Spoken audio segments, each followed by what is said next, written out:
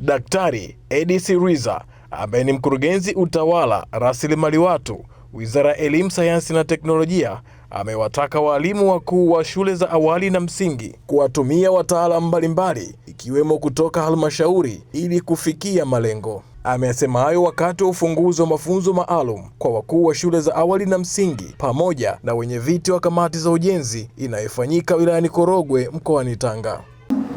Serikali na taratibu zake. Tuna wahandisi ambao wamesomea, ni wabobezi.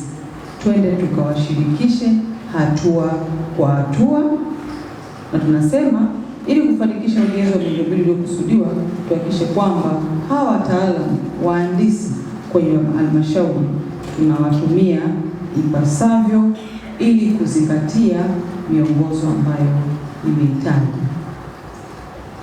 Pia tushirikishe jamii. Tuhakikishe kwamba tunashirikisha jamii katika hatua zote za utekelezaji wa mradi huu ili uwe na umiliki, uelewa na iweze kushiriki kikamilifu katika utekelezaji wake. Lakini hapa tuzingatie kwamba hatutoki kwenye miongozo.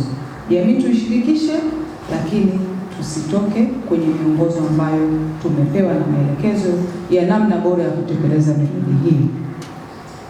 Aidha, mgeni huo rasmi amewataka walimu kusimamia mitaala na jamii nayo isiachwe nyuma. Pia utunzaji wa miundombinu iliyojengwa. Mkahakikishe kwamba miundombinu iliyojengwa inatunzwa na ili iweze kudumu kwa muda mrefu. Waelimisheni jamii, waelimisheni kuhusiana na umuhimu wa kutunza miundombinu na wakeni utaratibu wa kufanya ukarabati mdogo kupitia ruzuku za uendeshaji ili kuepuka majengo kuharibika kwa haraka. Hapa nisisitize kwamba wote tunaenda kujenga kwa wakati mmoja. Sasa unakuta shule A iliyoko Mtwara Mikindani ukiangalia na uchakavu sana. Shule B iliyoko Korogwe ambazo zimejengwa kwa pamoja iko vizuri. Lakini yote hii ni namna ambavyo mtakuwa mmeisimamia. Kwa hiyo tuhakikishe kwamba angalau tunakuwa tunatengewa ruzuku za uendeshaji ili majengo yaendelee kuimarika na yasiharibike kwa haraka.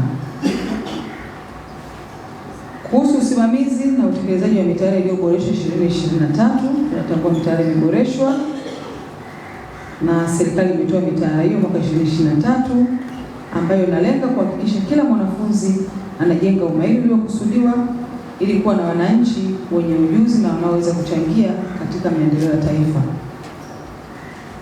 Tafadhali mkahakikishe kuwa mnasimamia kikamilifu utekelezaji wa mitaala hiyo na mweke mazingira rafiki kwa walimu kutekeleza ufundishaji shuleni. Naye Ruben Swila kutoka ofisi ya Waziri Mkuu TAMISEMI ambaye ni mratibu msaidizi wa BOOST amesema mafunzo haya yameandaliwa ili kuwawezesha walimu hao wote kuelewa vyema utaratibu wa usimamiaji wa majengo haya. Mafunzo haya yameandaliwa kwa lengo la kuwasaidia walimu ambao kimsingi si mafundi na kuwasaidia wenye viti wa kamati za shule ambao pia sio mafundi ili kufahamu utaratibu unaotakiwa kutumika kwa ajili ya kusimamia taratibu za ujenzi. Ujenzi huu unafanyika katika halmashauri kwa usimamizi mkubwa wa wahandisi wa halmashauri pamoja na mafundi walioteuliwa. Sasa tunatoa mafunzo haya ili kuwasaidia hawa walimu sasa kupata kujua nini ambacho napaswa kukiangalia katika kusimamia ujenzi, kuanzia maandalizi ya awali kwenda kwenye utoaji wa taarifa na hata ukamilifu wa majengo. Na tunafanya hivi ili kuwezesha sasa thamani ya fedha ambayo imekusudiwa na serikali iweze kutokea. Mafunzo haya yanatolewa kila mwaka serikali inapotoa fedha kwa ajili ya ujenzi wa miundombinu. Unapompa mtu fedha za ujenzi wa miundombinu, lazima mwelekeze utaratibu wa namna ya kuyasimamia. Jumla ya shule 473 zinashiriki mafunzo haya na vituo vya mafunzo viko vituo 4. Chuo cha walimu Korogwe ni kituo kimojawapo, lakini kuna chuo cha walimu Kleru mkoani Iringa, kuna chuo cha walimu Patandi kilichopo mkoani Arusha na chuo cha walimu Butimba kilichopo Butimba. Sasa mafunzo haya yameandaliwa na nani? Mafunzo haya yameandaliwa na wataalamu mahiri kutoka katika taasisi na wizara mbalimbali zilizopo hapa nchini. Mathalani, kuna wataalamu kutoka Wizara ya Elimu, Sayansi na Teknolojia. Hawa ndio wanaotoa ramani, ndio wanaotoa miongozo, ndio wanaotoa taratibu zote za ujenzi. Kwa tunao wataalamu kutoka Wizara ya Elimu, Sayansi na Teknolojia. Tunao wataalamu kutoka Ofisi ya Waziri Mkuu TAMISEMI na idara zake. Katika Ofisi ya Waziri Mkuu TAMISEMI tunao idara inayohusika na ujenzi wa miundombinu, tunao idara inayohusika na matumizi ya fedha, tunao idara inayohusika na masuala ya manunuzi, tunao idara inayohusika na masuala mazima ya mipango miji, tunao idara inayohusika na masuala ya jamii na kadhalika. Kwa hizo ni wizara mbili. Lakini pia tunao wataalamu kutoka PPRA, Mamlaka ya Ununuzi wa Umma. Hawa ndio wanaotoa maelekezo kwa walimu hawa juu ya taratibu zinazopaswa kufuatwa wanapokuwa wanasimamia ujenzi huu. Lakini zaidi ya hapo, tunao wataalamu kutoka Chuo Kikuu cha Dodoma na Chuo Kikuu cha Ardhi. Hawa wanatusaidia katika eneo lazima la tathmini ya utekelezaji wa ujenzi huu. Steven Mlobi, ambaye ni mmoja kati ya walimu waliohudhuria mafunzo hayo kutoka mkoani Lindi, alikuwa na haya ya kusema.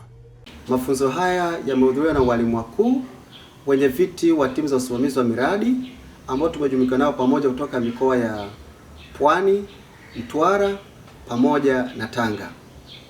Kwa ujumla, mafunzo haya yametupatia tija kubwa sana, kiasi kwamba mimi binafsi kama mwenyekiti wa mafunzo haya nasema yamenijenga vizuri sana kutambua kama kiongozi napaswa nifanye nini katika swala zima la utekelezaji wa mradi hii ya BOOST.